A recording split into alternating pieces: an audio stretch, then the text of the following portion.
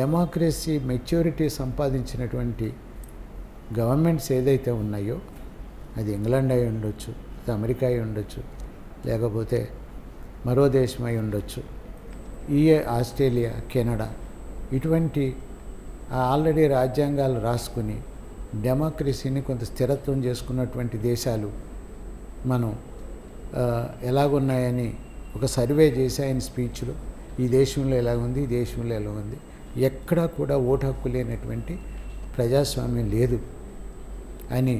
అంటే ప్రజాస్వామ్యం ఓటు అంటే మీకు అందరికీ అర్థం తెలుసని ఆ మీటింగ్లో అన్నాడు. ఏంటి ఓటు అంటేని, ఒక మనిషికి ఒక ఓటు ఒకే విలువ. ఒక మనిషికి ఒకే ఓటు అన్నది అర్థమైపోతుంది ఎవరికైనా.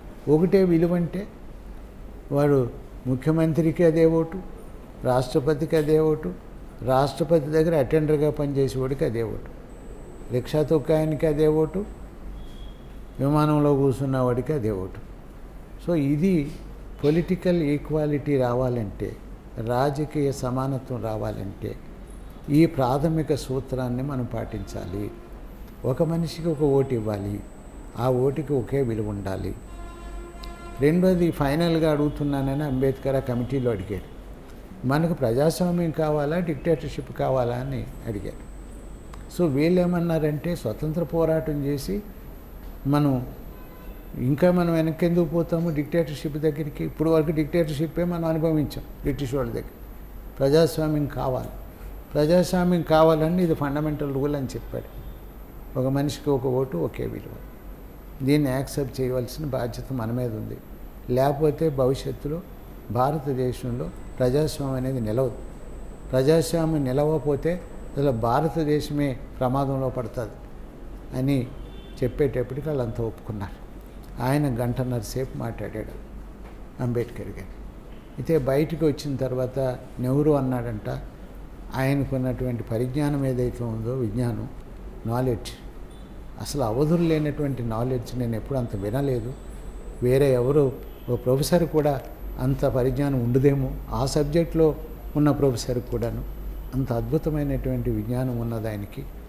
నేను ఆ గంటన్నర సేపు ఒక 4th క్లాస్ స్టూడెంట్, ఇన్నాళ్ళ 8th క్లాస్ అంటే 8వ తరగతి స్టూడెంట్ ఏ రకంగా అయితే మరి వింటాడో ఆ రకంగా నేను వింటానే ఉన్నాను నేను ఆయన చెప్తుంటే అని అంత గొప్పగా నెహ్రూ గారు కాంప్లిమెంట్ చేశారు అంబేద్కర్ గారు. సో అటువంటి నాలెడ్జ్ ఉన్న వ్యక్తి మనకు ఉన్నాడు కాబట్టే ఆయన భారతదేశానికి ఒక ఉత్కృష్టమైనటువంటి రాజ్యాంగాన్ని ఇచ్చాడు, మనలకు కూడా అనేకమైన హక్కులు కల్పించగలిగాడు. మరొక వ్యక్తి అయితే ఇది సాధ్యపడేదే కాదు. అందువల్లే మన ప్రధానమంత్రులు, రాష్ట్రపతులు ఎక్కడ పోయినప్పటికీ కూడా లార్జెస్ట్ డెమోక్రసీ మాది అంటాడు. మొన్న మోడీ వెళ్ళాడు. మోడీ వెళ్ళి ఇంగ్లాండ్లో మాది లార్జెస్ట్ డెమోక్రసీ, మీది డెమోక్రసీకి పుట్టినిల్లు అయితే మాది లార్జెస్ట్ డెమోక్రసీగా అద్భుతంగా పెరిగినటువంటి భారతదేశం గొప్ప అని డెమోక్రసీ గురించి మాట్లాడుకుంటూ వచ్చారు. అమెరికా ఇల్లు కూడా వీళ్ళందరూ అదే మాట్లాడుతున్నారు. మన పక్క దేశాల్లో డిక్టేటర్షిప్ ఉంది, బర్మాలో డిక్టేటర్షిప్, మరి ఇక్కడ కూడా పాకిస్తాన్లో డిక్టేటర్షిప్, అనేక దేశాల్లో డిక్టేటర్షిప్ ఉండగా మరి భారతదేశంలో ప్రజాస్వామ్యం ఉండడానికి నిజంగా అంబేద్కర్ వేసినటువంటి రాజ్యాంగపరమైనటువంటి పునాది ఏదైతే ఉందో ఆ పునాది మీదే రాజ్యాంగపరమైనటువంటి ఆ పునాది వేశాడు కాబట్టే భారతదేశం రోజు రోజుకి కూడా ప్రజాస్వామిక పద్ధతిలో ముందుకెళ్ళడానికి అవకాశం ఉంది. అంబేద్కర్ చెప్పినట్టు ఈ రాజ్యాంగం అయితే నేను రాశాను, రాజ్యాంగం గొప్పదే, కానీ రాజ్యాంగాన్ని అమలు చేసే పార్టీలు ఏదైతే, రాజకీయ వ్యవస్థ ఏదైతే ఉందో, రాజకీయ పార్టీలు ఏదైతే ఉన్నాయో, ప్రభుత్వాలు ఏదైతే ఉన్నాయో, ఈ అమలు చేసేవాడి మీద ఉంటుంది. ఎంత మంచి రాజ్యాంగం అయినా అమలు చేయకపోతే అది చెడ్డ రాజ్యాంగం అయిపోతుంది. ఎంత చెడ్డ రాజ్యాంగం అయినా సరే బాగా అమలు చేస్తే అది గొప్ప రాజ్యాంగం అవుతుంది అని రాజ్యాంగం గురించి ఆయన చెప్తూ అన్న మాటలు మన పార్టీలు ప్రభుత్వాలు దృష్టిలో పెట్టుకుని చేయవలసినటువంటి బాధ్యత వాళ్ళ మీద ఉంది.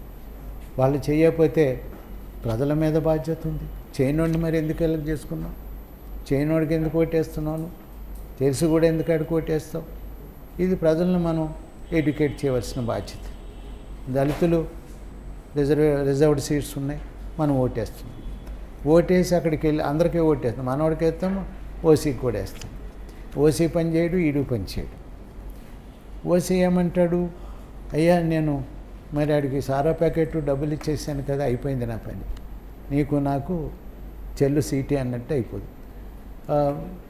ఈ వాతావరణం భారతదేశ ప్రజాస్వామ్యాన్ని దిగజారుతుంది. ఎవరు? కాన్స్టిట్యూషన్ కాదు, దాన్ని నడుపుతున్నవాళ్ళు, దాన్ని నడుపుతున్నటువంటి పార్టీలు, దానిలో భాగస్వామైనటువంటి నాయకులు, వీళ్ళంతా కూడా దారుణంగా దాన్ని సర్వనాశనం చేస్తున్నారు. ఇందాక నేను చెప్పినట్టు అంబేద్కర్ గారు ఎంతో ఈ ఉక్కు మనిషి లాంటి ఎదుర్కొన్నాడు. ఆయన ఈ ఉక్కు మనిషిని ముక్కు మీద దెబ్బ కొట్టినట్టు కొట్టాడు. ఎవరికి లొంగనటువంటి వ్యక్తి. సో హక్కులు సాధించాడు, ఓటు హక్కు ఇచ్చాడు. మరి ఏమైపోతుందయ్యా ఓటు హక్కు? మరి అమాయకులైన ప్రజల ఏమందాం వాళ్ళని? ఇంత కష్టపడి అంబేద్కర్ నీకు తీసుకొస్తే మరి ఎందుకు అమ్మేస్తున్నారా ఓటు? పోనీ ఏదన్నా ₹1,00,00,000 అమ్ముతున్నాడా? ఓ సారా ప్యాకెట్కి అమ్ముతున్నాడు. ఒక 500, ₹1,000 ఇస్తే చాలు, జీవితం ధన్యం అనుకుంటున్నాడు. 5 సంవత్సరాలకు ఒకసారి నీకు ₹500 ఇస్తున్నాడు. సో ఈ 5 సంవత్సరాలు కూడా వాడు అధికారాన్ని అడ్డం పెట్టి దోపిడీ చేస్తున్నాడు. కాంట్రాక్టర్ని వాడే తీసుకుంటాడు. నీకు వచ్చేది లేదు, పోయేది లేదు. రెండోది, వాడికి అధికారం ఇచ్చి నీ మీద తప్పుడు కేసులు పెడుతున్నది వీళ్ళే. ఎందుకంటే అగ్రకులానికి చెందిన వాళ్ళు అత్యాచారం చేస్తే వీడు పోలీస్ స్టేషన్కి వెళ్ళకముందే వాడే పోయి ఒక కౌంటర్ కేసు పెడుతున్నాడు. కౌంటర్ కేసు పెట్టగానే ఎమ్మెల్యే ఫోన్ చేస్తాడు ఎస్ఐకి, ఈ కేసు రిజిస్టర్ చేసి వాళ్ళ మీద వీడేమంటి కాంప్రమైజ్ చేసి విత్డ్రా చేయించాలి. ఇప్పుడు కాంప్రమైజ్ చేయడానికి రెడీ అయిపోతున్నారు అందరూ. ఈ పద్ధతి బాగానే ఉంది. ఎవడైతే అత్యాచారానికి గురాడో వాడికి అన్యాయం అయిపోతుంది. ఎవడైతే కేసు టేకప్ చేసి మధ్యవర్తిగా ఉండి కాంప్రమైజ్ చేస్తున్నాడో ఆడ లాభం సంపాదిస్తున్నాడు. చివరికి ఏమైపోయిందంటే అంబేద్కర్ ఇచ్చినటువంటి ఓటు హక్కు ద్వారా వచ్చే ఓటు హక్కును సద్వినియోగపరచకపోవడం వల్ల మనం నష్టపోతున్నాం. సో ఈ ప్రజల్లో ఈ ఓటు చైతన్యాన్ని తీసుకురావాల్సిన బాధ్యత ఉన్నది. ఈ ఓటు చైతన్యం రాకపోతే ఇక మనకి ఎన్ని రిజర్వ్డ్ సీట్లున్నా మనకు వచ్చేది మాత్రం 0 అని ఇప్పుడు మన అనుభవపూర్వకంగా మనం తెలుసుకుంటున్నాం. సో ఈ రాజ్యాంగ వ్యవస్థ గురించి అంబేద్కర్ మాట్లాడుతూ చివరి దశలో ఒక మాట అన్నాడు, నేను ఇంత రాజ్యాంగం రాశానయ్యా, బాగానే ఉంది, సరే కొన్ని నాకు ఇష్టం లేకుండా కూడా ఒత్తిళ్ళ వల్ల కొన్ని రాయవలసి వచ్చింది. అన్నీ నా ఇష్ట ప్రకారమే రాసినవి కూడా పూర్తిగా లేవు. సరే నేను కొన్ని ఇష్టపూర్వకంగా రాసినటువంటి అంశాలు కూడా ఏమవుతున్నాయంటే మీరంతా కూడా దాని మీద ఏ రకమైనటువంటి ఇంట్రెస్ట్ చూపడం లేదు. అయితే ప్రజలు ఈరోజు కాకపోయినా రేపైనా ఈ రాజ్యాంగం ఏదైతే వాళ్ళకి న్యాయం చెయ్యాలో ఆ న్యాయం ఆర్థిక న్యాయమను, సామాజిక న్యాయమను, ఆ న్యాయం వాళ్ళకి అందకపోతే ఎవరైతే అన్యాయానికి గురవుతున్నారో, ఎవరైతే పేదరికానికి గురవుతున్నారో, ఎవరైతే నలిగిపోతున్నారో, ఈ ప్రజలు ఏదో రోజున తిరుగుబాటు చేసి మేము రాసినటువంటి రాజ్యాంగాన్ని బదలు కొడతారన్నాడు అంబేద్కర్ గారు. రాజ్యాంగాన్ని బదలు కొట్టే రోజు దగ్గరలో ఉన్నదేమో నేను అనుకుంటున్నాను. మన అందరిలో కూడా అసంతృప్తి ఉంటుంది, కానీ ఈ అసంతృప్తిని ఎలక్షన్లో చూపించలేకపోతున్నాం. ఇప్పుడున్న అసంతృప్తి మనలోనే మాట్లాడుకుంటాం, కలిసినప్పుడు మాట్లాడుకుంటాం, మన మీటింగ్లో మాట్లాడుకుంటాం, అనేక చోట్ల డిస్కస్ చేస్తాం. ఎలక్షన్ వచ్చినప్పుడు మాత్రం దాన్ని పట్టించుకో, దాన్ని అమల్లో దీనికి ఎక్కడ ప్రయత్నం రాదు మనకి. ఎవరు కూడా వాళ్ళదే, ఎవడు పార్టీ వాళ్ళదే, అందరూ ఎవడో వెనకాలుగా తోకల్లాగా ఉండడం తప్పించి అందరూ కలిసి ఒక కాంచీరాము సాధించినట్టు మనం ఒక రాజ్యాధికారం సాధించాలని ఆ డైరెక్షన్లో మనం పోగలుగుతున్నామా? పోనంతకాలం అంబేద్కర్ని మనం ఒక రకంగా అవమానం చేసినట్టే. ఆయనేమో బొమ్మలు పెట్టి పూజిస్తాం, ఆయన చెప్పిందేమో మనం చెయ్యం. అందువల్ల ప్రజల్లో ప్రజలు అర్థం కాదు వాళ్ళకి, ఏదో నడుస్తుంది అనుకుంటారు. బాధ ఉంటే బాధపడే అలవాటు అయిపోయింది, ఎక్కడికక్కడ అడ్జస్ట్ అయ్యే అలవాటు అయిపోయింది. ఇంకా రాజ్యాంగం అంశాలు కొన్ని మాట్లాడుకోవచ్చు అనుకోండి. రాజ్యాంగం ఎంత గొప్పగా ఉన్నదని కాదు, ఎంత గొప్పగా అమలు అవుతున్నది ఇప్పుడుది. అది అమలు కాకపోతే మనం ఏం చేయాలంటే ఓటు ఒకటే ఆయుధం. ఈ ఆయుధాన్ని మనం సక్రమంగా ఉపయోగించగలం. మరి అప్పుడప్పుడు మనం అంటూ ఉంటాం, ఒక బుల్లెట్ కంటే ఓటు గొప్పదంటాం. అంటే ఏం ఉపయోగం? దాన్ని బుల్లెట్లా తయారు చేసుకోవాలి కదా మనమంతా కలిసి. బుల్లెట్గా తయారు చేయడానికి చాలామంది పూర్వం నుంచి ఉద్యమాల్లో పనిచేసిన వాళ్ళు, నిజాయితీ అయిన వాళ్ళు ఇప్పటికీ వాళ్ళ మనసుల్లో ఉంది. అప్పుడప్పుడు మీటింగ్ పెడతా ఉంటారు. గద్దర్ గారు మేము ఆ మీటింగ్కి వెళ్తూ ఉంటాం. గద్దర్ గారు బ్రహ్మాండంగా వాళ్ళందరినీ ఉత్తేజపరుస్తాడు తన పద్ధతిలో. కొంచెం పాట పాడతాడు, ఉత్తేజమైన సందేశం ఇస్తాడు. అప్పటికప్పుడు ఉత్తేజపడిపోతాము, తర్వాత మర్చిపోతాం. మరి దీని మీద మనం ఆలోచించవలసిన అవసరం మన కమ్యూనిటీ మీద ఎంతైనా ఉంది. ఎప్పుడు మనం రాజ్యాధికారం మాస్టర్ కీని సాధించుకోమన్నాడు అంబేద్కర్ గారు. ఈ అధికారం అనేది నీ సమస్యలు పరిష్కారం చేస్తుంది. మన సమస్య ఏముంది? అన్ని సమస్యలే. భూమి సమస్య ఏదయ్యా? భూమి ఏంది? మీన్స్ ఆఫ్ ప్రొడక్షన్ కదా. దాని ద్వారా మనం ఆర్థిక స్తోమతను సంపాదించగలం కదా. ఏమీ లేకుండా ఎక్కడి నుంచి వస్తుంది నీకు ఇన్కమ్? ఎక్కడి నుంచి వ్యవసాయం వస్తుంది? ఎక్కడి నుంచి నీకు ఇండస్ట్రీ వస్తుంది? మరి ఆ భూమి సమస్య అలాగే ఉండిపోయింది. మన కమ్యూనిస్టులు కూడా ఆనాటి నుంచి చెప్తాను నా చిన్నతనం నుంచి కూడా దున్నేవాడిదే భూమి అన్నారు. ఏదో తెలంగాణ సాయుధ పోరాటం వచ్చాక కొంత జరిగింది డిస్ట్రిబ్యూషన్. రోజు సాయుధ పోరాటం జరగదు కదా. ప్రభుత్వం చేయవలసిన బాధ్యత ఉంది కదా. ప్రభుత్వం చేత ఎందుకు మనం చేయించలేకపోతున్నాం? ప్రజాస్వామ్యంలో అంటే అంబేద్కర్ గారి యొక్క సిద్ధాంతం ఏదైతే ఉందో, రాజకీయ సిద్ధాంతం, అది అమలు చేయడం కష్టము, జరగదని ఒక అభిప్రాయం ఉండేది. కాన్సీరామ్ గారు ఏం చేశారు? ఇది అమలు చేయొచ్చు అని నిరూపించాడు. అంతకంటే సాక్ష్యం మనకేం కావాలి?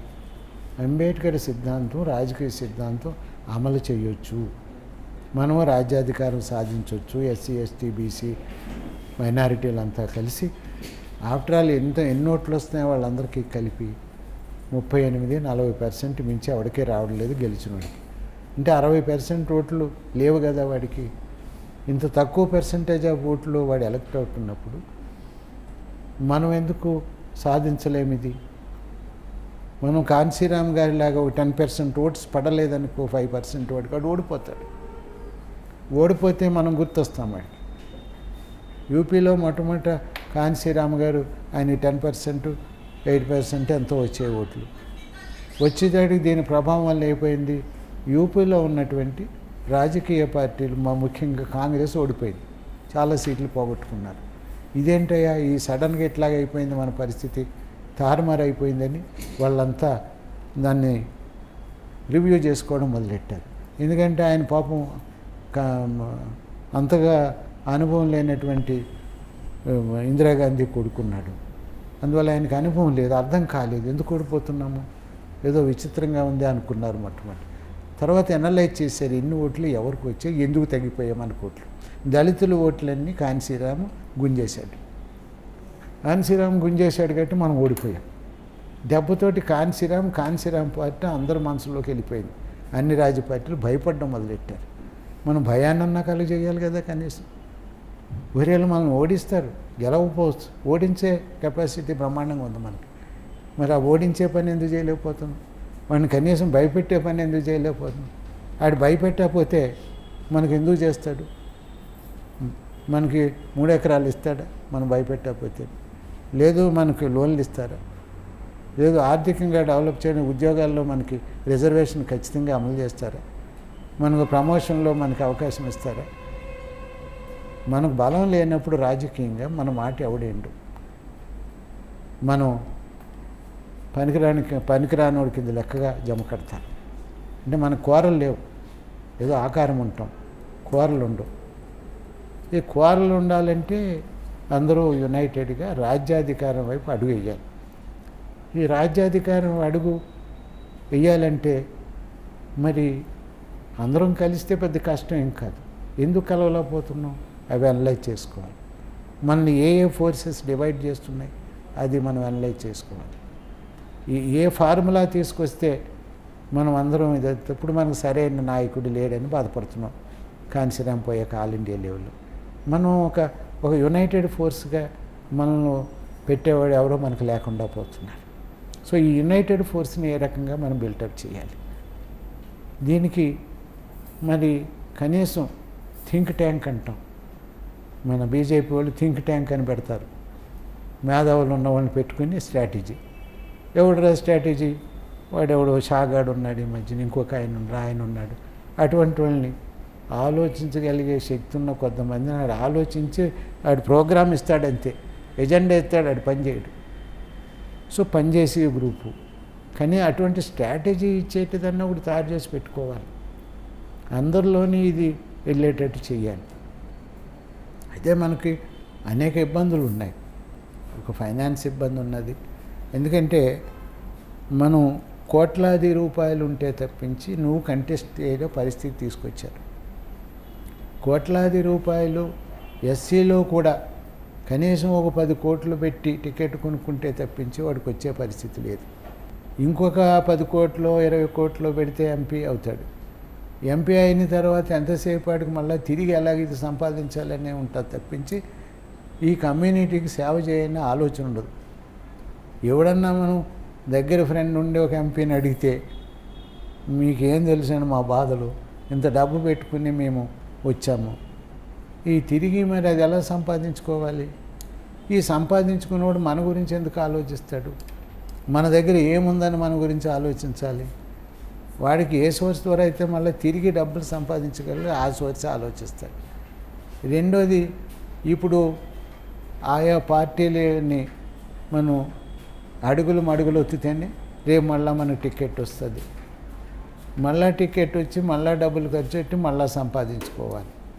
ఇదే ఆలోచన తప్పించి ఇండిపెండెంట్గా ఒక అంబేద్కర్ గారు ఏ రకంగా అయితే స్వతంత్రంగా ఒక సమస్యని పరిష్కరించడానికి ఒక పార్లమెంటుని కానీ, కాన్స్టిట్యూంట్ అసెంబ్లీని కానీ, లేకపోతే అసెంబ్లీని కానీ, లెజిస్లేటివ్ కౌన్సిల్ కానీ, రాజ్యసభను కానీ ఏ రకంగా ఆయన ఉపయోగించుకున్నాడో అది ఆయనలో నాయకత్వ ప్రతిభ ఒకటి.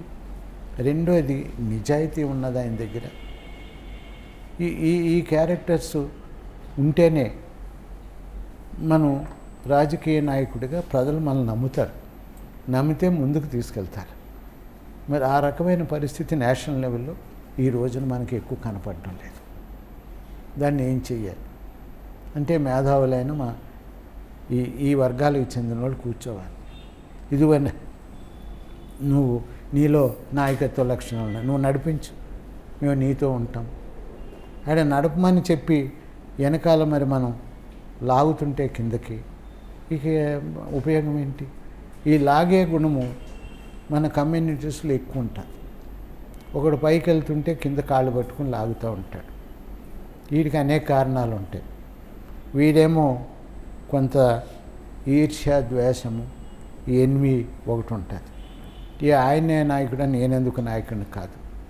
సో నేను ఎలాగా నాయకుడు అవును కాబట్టి ఎదుగుతున్న నాయకుడిని కాళ్ళు పట్టుకుని కిందకి లాగేస్తే ఆడు పడిపోతాడు. పడిపోతే నాకు చాలా హ్యాపీగా, సంతోషంగా ఉంటుంది. ఇది ఒక రకమైన మన కమ్యూనిటీకి ఉన్నటువంటి ఒక బ్యాడ్ క్యారెక్టరిస్టిక్. ఊరికే మనం ఓసీల్ని మనం విమర్శిస్తూ ఉంటాం. కానీ మనకు మనం కూడా ఆత్మపరీక్ష చేసుకోవాలి. ఎక్కడ మనం ఫెయిల్ అవుతున్నాం? ఆయన తిట్టినందు మాత్రాన మనకి అయిపోదు, విమర్శించిన మాత్రాన అయిపోదు. ఇంతవరకు అంబేద్కర్ రాజ్యాంగం ఇచ్చిన తర్వాత కూడా దాన్ని దృష్టిలో పెట్టుకుని ఒక బలమైన నాయకత్వాన్ని పెంచుకుని ఐక్యంతో ముందుకు లేకపోతే ఇక మాస్టర్కి ఎప్పుడు వస్తుంది అది? ఆ కీ మనకి ఎన్నడూ రాదు. ఆ కీ రాకపోతే మాస్టర్కి వస్తే you can open any door of the nation అన్నాడు. ఏ డోర్ ఓపెన్ చేయడానికి కీ ఏది మరి మన దగ్గర? మా డోర్ చుట్టూ తిరుగుతాం మనం. కీ ఎవడు ఉంటే ఆడు ఓపెన్ చేసుకుంటాడు, లోపలికి వెళ్ళిపోతాడు. అక్కడ డబ్బు ఉంటే డబ్బు, బంగారం ఉంటే బంగారం అన్నీ పట్టుకుపోతాడు. సో ఈ రకమైనటువంటి పరిస్థితిని మనం ఎదుర్కొంటున్నాం. కాబట్టి ఈ విషయంలో మనం కొన్ని నిర్ణయాలు తీసుకోవాలి, ఒక ప్రణాళికను తీసుకోవాలి, దానికి ఒక స్ట్రాటజీని డెవలప్ చేసుకోవాలి. ఇవన్నీ ఉంటేనే మనం ఏదన్నా అంబేద్కర్ గురించి చెప్పుకున్న ఒక సార్థకం ఉంటుంది, విగ్రహం పెట్టుకున్న ఒక సార్థకం ఉంటుంది, జయంతి చేసిన ఒక సార్థకం ఉంటుంది. ఇవి మనం 125వ జయంతి అని మనం కూడా చేస్తుంటే, వాళ్ళు చేస్తుంటే మనం హ్యాపీగా తప్పలు కొట్టాం. మంచిదే, చేస్తే అంబేద్కర్ గారి పేరు అంతర్జాతీయంగా జాతీయంగా బ్రహ్మాండంగా వచ్చింది. వచ్చినటువంటి ఆ ఇమేజ్ని మనం ఎంతవరకు వాళ్ళు ఉపయోగించుకుంటున్నారు. సైకలాజికల్గా మనల్ని అందరినీ కూడా అంబేద్కర్ బుద్ధున్న అవతారం ఎలాగన్నారు కలిపేసుకుంటారు. ఇదంతా అంబేద్కర్ని కలిపేసుకునే ఎత్తుగడలు ఇవన్నీ. అంబేద్కర్ మీవాడే కదా మావాడంటే చివరికి మనకు లేకుండా చేసే పరిస్థితి తెస్తారు వాళ్ళు. బుద్ధుడిని చేశారు, కొన్ని ఒక 1000 సంవత్సరాల వరకు మనకి బుద్ధుడు అనే మాట వినబడకుండా చేశారు. అంబేద్కర్ మళ్ళీ వచ్చి ఆ బుద్ధుడిని మనం మళ్ళా రివైవ్ చేశాడు, బుద్ధిజాన్ని పునర్నిర్మాణం చేశాడు, ఉద్యమాన్ని, బౌద్ధ సంస్కృతిని. సో ఆయన వచ్చాడు కాబట్టి ఆ మాత్రం ఉన్న జరిగింది, లేకపోతే ఆ బుద్ధుడు ఎటుపోయాడో మనకు తెలియదు. ఇప్పుడు అమరావతి బుద్ధిస్ట్ సెంటర్ అని చరిత్రలో ఉంది. క్రీస్తుపూర్వం 3000 సంవత్సరాల నుంచి అమరావతికి గొప్ప చరిత్ర ఉంది.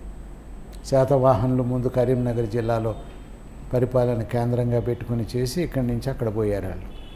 అక్కడ అమరావతిని కేంద్రంగా పరిపాలన చేశారు. అక్కడ ఒక పెద్ద బుద్ధిస్టు సెంటరు, విహారాస్ ఇవన్నీ కూడా. ఈ విహారాస్ని అట్లాగే ఉంచి దాని మీద హిందూ దేవాలయాలు కట్టారు. రామలింగేశ్వర ఆలయం ఇప్పటికీ ఉంది, కింద బుద్ధుడిది ఉంది, పైన ఆ ఆలయం ఎప్పుడో కట్టారు బుద్ధ మందిరం మీద. అది శిథిలావస్థకు వస్తే మళ్ళా దాన్ని పునర్నిర్మాణం చేయాలని తవ్వుతుంటే అన్నీ కింద బుద్ధ విగ్రహాలు విహారాలు కనిపిస్తున్నాయి. అంటే ఒకప్పుడు పూర్తిగా అది బుద్ధిస్ట్ సెంటర్. బుద్ధుడి మీద బుద్ధుడు అవతారంలో కలుపుకోలేకపోయినా ఈ రకంగా బుద్ధిజాన్ని అది మరుగున పడేశారు ఎన్ని సంవత్సరాలు కూడా. తిరిగి అది పునరుద్ధరించవలసిన సమయంలో ఇప్పుడు చంద్రబాబు నాయుడు ఏం చేస్తున్నాడు, ఇదేదో బుద్ధిస్ట్ సెంటర్గా అయిపోయేటట్టుందని ఆ మధ్యన ఆయన దగ్గరికి పోయి మేము వెంకటేశ్వర స్వామి గుడి కడతాము, మాకు ఒక 25 ఎకరాలు ఇవ్వాలంటే ఇచ్చేసాడు. అమరావతి ఎక్కడన్నా కట్టుకోవచ్చు, అక్కడే కట్టాలని ఏమీ లేదు. వెంకటేశ్వర స్వామి కట్టుకోవచ్చు, భక్తి కొంతమందికి ఉంటుంది, మనం కాదనవలసిన పని లేదు. అదే వెంకటేశ్వర స్వామి గుడి కట్టడానికి 25 ఎకరాలు ఇచ్చాడు. మరి బుద్ధ విహార్ ఒక బుద్ధిస్ట్ సెంటరు జపాన్ను పట్టుకొచ్చావు, ఇదిగో నేను బుద్ధిస్ట్ సెంటర్ డెవలప్ చేస్తున్నాడు, దగ్గర డబ్బులు తీసుకుంటున్నాను.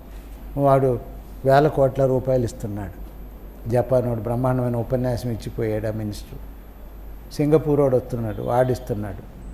చైనా వాడి దగ్గరికి పోతున్నాడు, నాదంతా మొత్తం బుద్ధిజం అని చెప్తున్నాడు అక్కడ. ఎందుకంటే ఆ బొమ్మను వెనకాల పెట్టుకుంటూ ఉంటాడు ఆయన. చంద్రబాబు నాయుడు ప్రెస్ కాన్ఫరెన్స్ పెట్టినా వెనకాల కనపడుతూ ఉంటాడు. చూసినోడేమో ఈయన పక్కా బుద్ధిస్ట్ అనుకుంటా. ఇది వాడి చేతుల్లో అధికారం ఉంది కాబట్టి దీన్ని చేయగలుగుతాడు. అశోకుడికి అధికారం ఉంది కాబట్టి ప్రపంచం అంతా వ్యాపింపజేశాడు. నువ్వు అధికారం లేకపోతే చాలా కష్టం. రోమ్ చక్రవర్తి వాళ్ళకి అధికారం ఉంది కాబట్టి క్రిస్టియానిటీని డెవలప్ చేయగలిగాడు. అంతవరకు దానికి పూర్తిగా వ్యతిరేకమాడు. క్రిస్టియానిటీ మాట ఇస్తేనే చంపేశారు. యేసుక్రీస్తునే కదా, ఆయన శిష్యులను కూడా సిలువేశారు అక్కడ రోమ్లో. అటువంటి రోమ్లో ప్రపంచ క్రిస్టియన్ సెంటర్గా డెవలప్ అయిపోయింది. ఎందువల్ల? ఎప్పుడైతే రాజులు చక్రవర్తులు ఉంటారో దాన్ని డెవలప్ చేస్తారు. నిజాం ఇక్కడ లేకపోతే ముస్లిం మతం, ముస్లిం చర్చిలు, మసీదులు ఇంత గొప్పగా అభివృద్ధి చెందేవి కాదు. అందుకనే కాన్సీరామ్ అనేవాడు మనం అధికారం వస్తే సెంటర్లో మనం బుద్ధిస్ట్ కంట్రీ చేద్దాం, 1,000,000 మందితో బుద్ధిజం తీసుకుందాం, ఇది బుద్ధ దేశంగా మారుద్దాం అనేసి ఆయన చెప్పడం జరిగింది. ఇది నిజంగా బుద్ధ దేశం ఇది. ఎందుకంటే క్రీస్తు పూర్వం 6వ శతాబ్దంలోనే బుద్ధుడు. అంతవరకు ఏ మతం ఉంది? హిందూ మతం లేదు. వైదిక మతం అని ఇప్పుడు అంటున్నారు. వైదిక మతాన్ని వేదాన్ని పాటించే కొన్ని క్రతువులు జరుగుతూ ఉండే, యజ్ఞాలు చేస్తూ ఉండేవారు. ఒకప్పుడు జరిగింది. తర్వాత బుద్ధిజం వచ్చిన తర్వాత అది గ్రామం వెళ్ళిపోయింది బౌద్ధ సిద్ధాంతం, బౌద్ధ మతం. సో ఇంతకాలం ఉండి దాన్ని నాశనం చేశారు. ఎవరైతే నాశనం చేశారు? ఋష్యశృంగుడు అన్నవాడు నాశనం చేశాడు దీన్ని. ఆ బృహద్దత్తుడు అశోకుడు వెళ్ళాక వాడికి శక్తి సామర్థ్యాలు లేవు చక్రవర్తికి. వాడేం చేశాడు? ఈయన్ని మిలిటరీ కమాండర్గా పెట్టుకున్నాడు ఋష్యశృంగుడికి. వీడు చూశాడు, అమ్మో బుద్ధిజం వచ్చాక మా బ్రాహ్మణులకి ఇక్కడ అవకాశం లేకుండా పోయింది. పూర్వం మేము లేకపోతే రాజు నడిచేవాడు కాదు, మొత్తం అంతా మేమే డిక్టేట్ చేసేవాడు. ఈ రోజున మాకు దూరం అయిపోయాయి కాబట్టి ఈయన చంపేయాలి. ఈ బుద్ధిస్ట్ కింగ్ ఎవరైతే ఉన్నా బృహదత్తుని చంపేశాడు. చంపేసి మొత్తం అంతా కూడా నరమేధం చేయడం మొదలుపెట్టాడు. బుద్ధిస్టులందరినీ కూడా తలలు నరకడం మొదలుపెట్టాడు. పారిపోయారు. కొంతమంది చైనా పోయారు, టిబెట్ పోయారు, ప్రపంచమంతా కూడా పారిపోయారు. సో చివరికి బుద్ధిజమే భారతదేశం నుంచి డిజపేర్ అయిపోయింది. మళ్ళా దాన్ని అంబేద్కర్ గారు రివైవ్ చేయాలని తీసుకొచ్చాడు.